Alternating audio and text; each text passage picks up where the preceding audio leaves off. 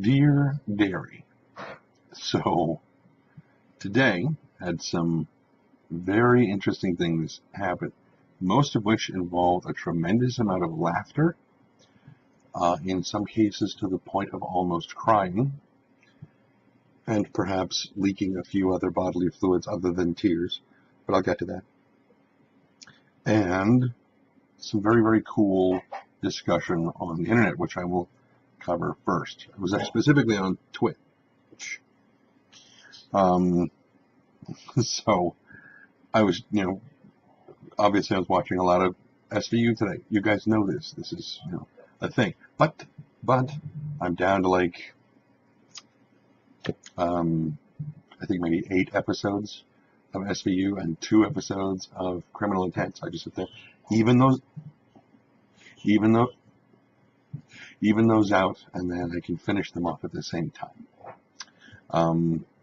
So what happened today, aside from that, on the internet that was so tremendously entertaining? Well, one of the last things that happened was just a short while ago. In fact, I finished watching, sorry, again, it's getting on late. It's 10 o'clock right now, and I'm starting to get very sleepy. So I was watching Twitter. I was watching information fly by, and I saw a notification that this new Twitch broadcast that I was hoping to see, called EverCast, because it's about EverQuest Next. And yes, I know I've been talking about EverQuest Next a lot on the but this is because I'm excited about it. It's got a lot of neat, things. I mean, the AI alone is interesting, and if you watched any of my previous episodes, you know how I feel about the AI in the thing, and I'm fascinated by it.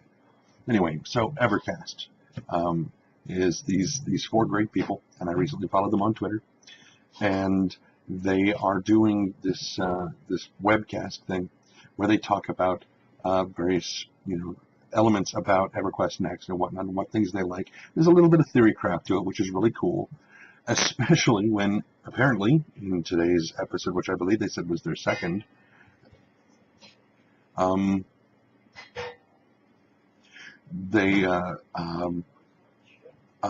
Georgeson, who's like the guy behind EverQuest Next, was in the chat at the same time. I mean, that's damn cool.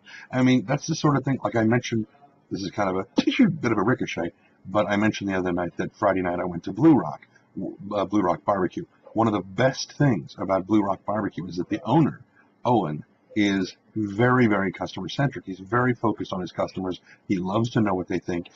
Whenever I bring anybody new over to the thing, I'm like, hey, I brought you a new victim. And he will, when he brings out the food, he comes out later and he says, what did you think of it? What did you like? What did you not like? What would you do differently?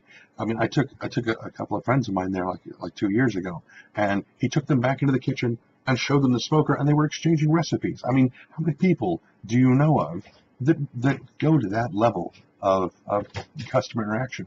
Really, really cool shit. And that was the impression that I got from Dave, being in the chat and really talking to people in the chat and confirming or saying nothing, whichever, about whatever was coming up with EQ Next. And it gives you that feeling of a genuine concern and interest and dedication to the customer's expectation of quality. And those of you who have watched my Learn to Quality Assurance, my L2QA series, if you watch that, how fervent I am about the customer's expectation of quality. So to see him in the chat while the show is going on and interacting with not only the people watching the show, but the people doing the show, very, very cool stuff. And the people hosting the show are they're great. They have, a very well-rounded set of opinions, a very varied set of opinions. They don't all agree on everything. And so there's nothing, I mean, they agree on things, but they agree in different ways. There's nothing sycophantic about it. It's really nice, well-rounded stuff. And the things that they disagree on, they discuss it. I mean, granted, I've only seen this one episode, and I think they said it's only the second one. But still, so far, they didn't present anything in kind of, I think you're wrong. If they disagreed on something, they talked it out. It was very, very nice. I very much enjoyed it.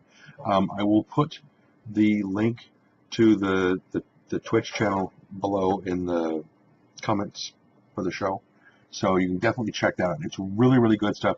And definitely look them up on Twitter, and above all else, watch the show. If you plan on playing EQ Next or EQ Next Landmark at all, definitely check these guys out, because I think it's going to be really good. The other thing that happened today that was cripplingly funny was something Jesse Cox did. Now, you guys have heard me talk about Jesse before and how much I absolutely adore his channel. It's, speaking of sycophantic, maybe a bit of a supplicant, but he posted a video today of him playing Kerbal Space Program, and just go and watch it. Again, I'll link it down below. But oh my God, I was almost crying at the end. Actually, I was crying, but it was because I was laughing so hard. And I genuinely thought I was going to piss my pants. I tweeted to Jesse that I was going to send him my laundry bill because I was convinced that I was going to piss my pants. I was firmly convinced of it. Really funny stuff. And if you haven't played Kerbal Space Program,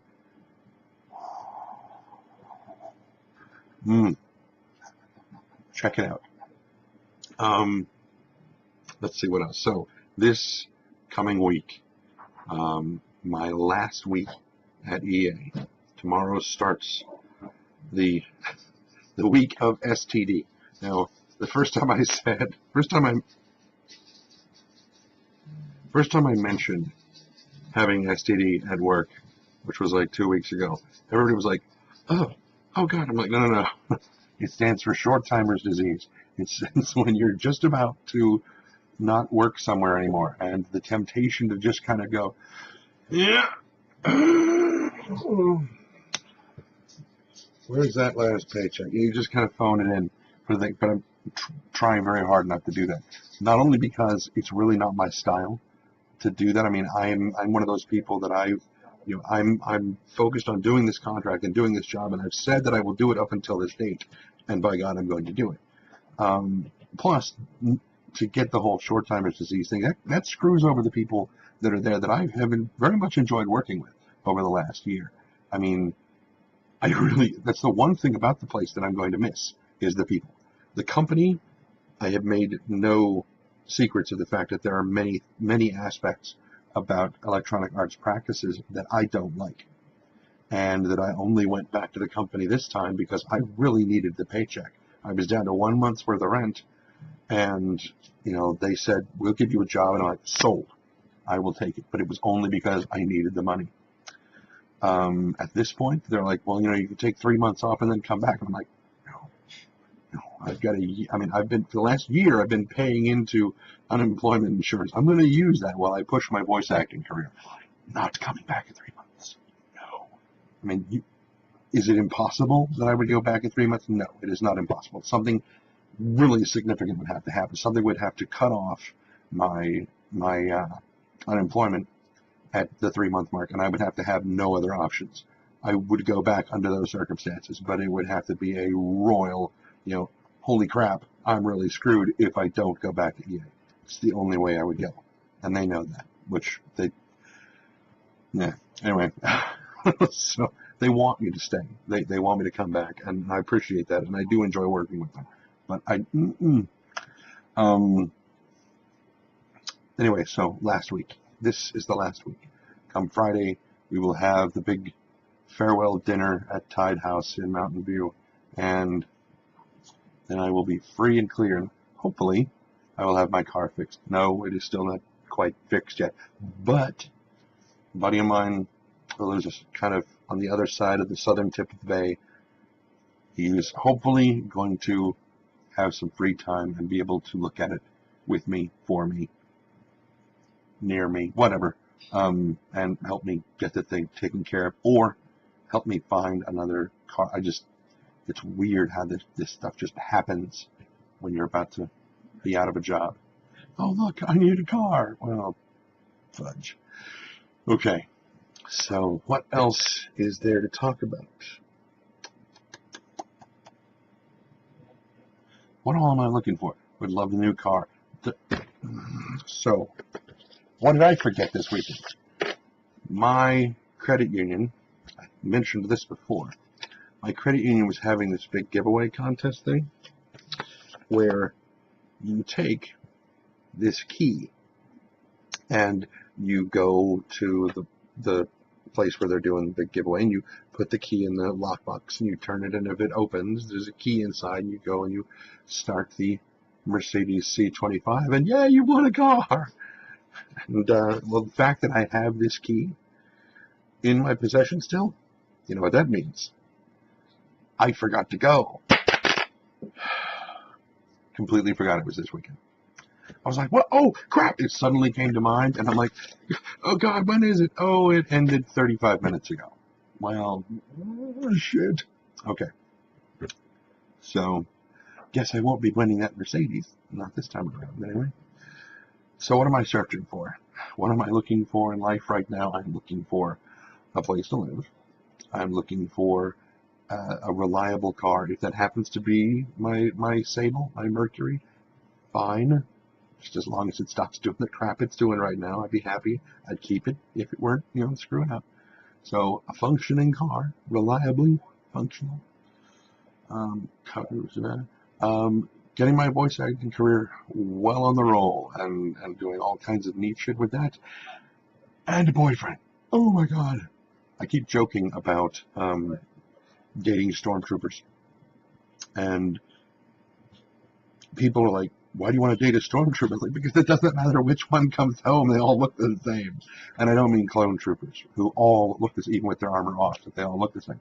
Though, it could be, no. I mean just like regular stormtroopers. They all, well, you got the biker. How do the biker things work? I mean, they got that I just don't. No, just regular old everyday stormtroopers. Those guys are just right. Okay, I need to focus on something else. So they're dating stormtroopers. Would love to date a stormtrooper, if only for a little while. Which that sounds really, really slutty. Maybe it is. I don't know. But like I said, it doesn't matter what they look like because they all look the same in the arm. Maybe that's why I kind of have a thing for motorcyclists too. I mean the speedy bikes, not the big cruisers and stuff. Cruisers are nice. They sound really cool. They sound like they got a lot of power. But speedy bikes, and maybe someday I'll explain it. I should check my. Oh, I wrote down something that I wanted to talk about. I'm not sure what it was, and for some reason I just opened Twitter, which is not the. This is not the application you're looking for. Looking for any dude. There we go. Any dude. No matter what happens, email dad. Yeah. Polar bear and an Arctic fox in a booth. Oh, that was from when I was at Murray Callender's this morning. I was sitting in a booth, and it's not equally the table is not an equal distance between the two benches. One side is much more narrow, and I sat on the wrong side. So trying to squeeze my fat ass in there, it's like I'm crushed up against the edge of the table. And at one point, I was eating, I think it was a piece of sausage or something. No, it wasn't a piece of sausage, but it was something. And when I was pulling the fork out of my mouth, it was a piece of the spinach quiche that I always get. And a small piece of the diced green onion fell and rolled down my shirt and onto the table, almost all the way to my plate. And for those of you who know how polar bears and Arctic foxes correlate to each other in, well, the Arctic. Arctic foxes will follow polar bears, and the polar bear will kill something, will eat his fill and wander on, and then the Arctic fox will come up along behind it and eat, scavenge whatever might be left over, and then continue following the bear. Well, that was what came to mind when the piece of onion fell and rolled across the table. I just imagined, a polar bear sitting there trying to eat, and like a piece of food rolls down his belly, down across the table, and onto the fox's plate on the other side. And he's just, and he just follows the bear from restaurant to restaurant, just eating whatever happens to roll across the table. Anyway, I just thought it would make a funny, little picture. So that's apparently why I wrote that.